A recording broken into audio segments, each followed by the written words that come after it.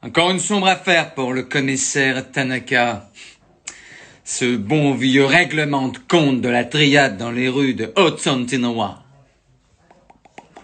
Oui, je vais vous prendre un petit demi.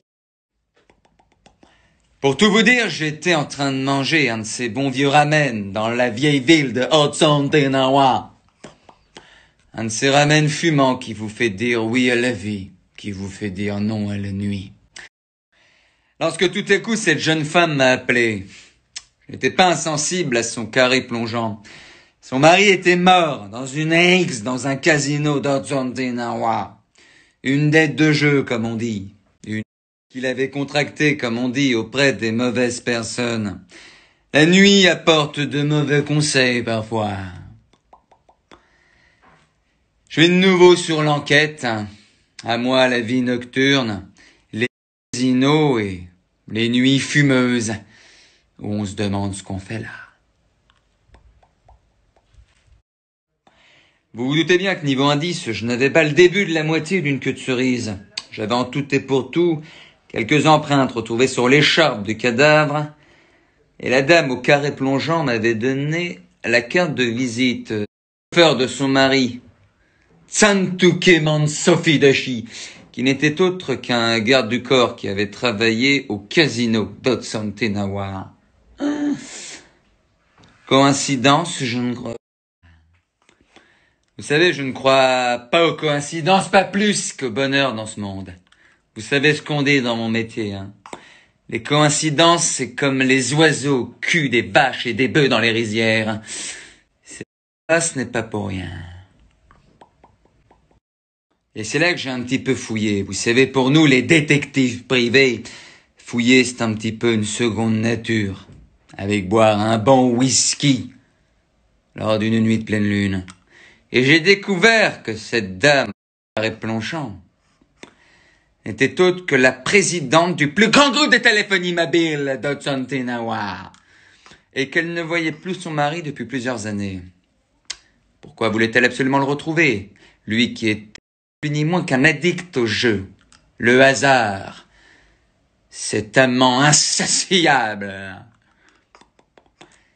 Eh bien, c'est cette piste qu'il fallait renifler du museau.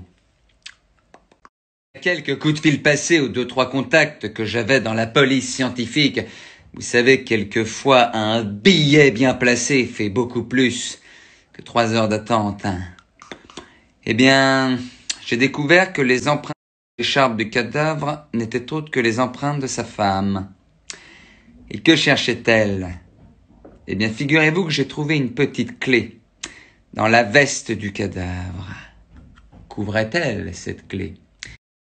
Si ce n'est une porte sur plusieurs problèmes. Eh bien, après quelques nuits brumeuses de réflexion, je me suis noyé dans des verres de saké. Des verres de saké qui laissent apparaître des femmes dénudées à chaque gorgée. Eh bien, j'ai découvert que cette petite clé donnait accès à un coffre à la banque d'Hotsantinawa. Et dans ce coffre, ça n'était pas de l'argent, non. J'ai découvert quelque chose d'encore plus problématique pour la dame. Figurez-vous que ça recelait des documents historiques pour sa famille et son implication dans une guerre de trafic de la triade qui aurait pu mettre en branle tout son empire de la téléphonie mobile. Et vous, qu'en trifouillant un petit peu les papiers, je me suis aperçu que cette histoire allait bien au-delà d'une sombre affaire de triade et de téléphonie mobile. Le gouvernement était impliqué. Eh bien, vous savez, j'ai remercié, pour ne pas dire menacé par le gouvernement.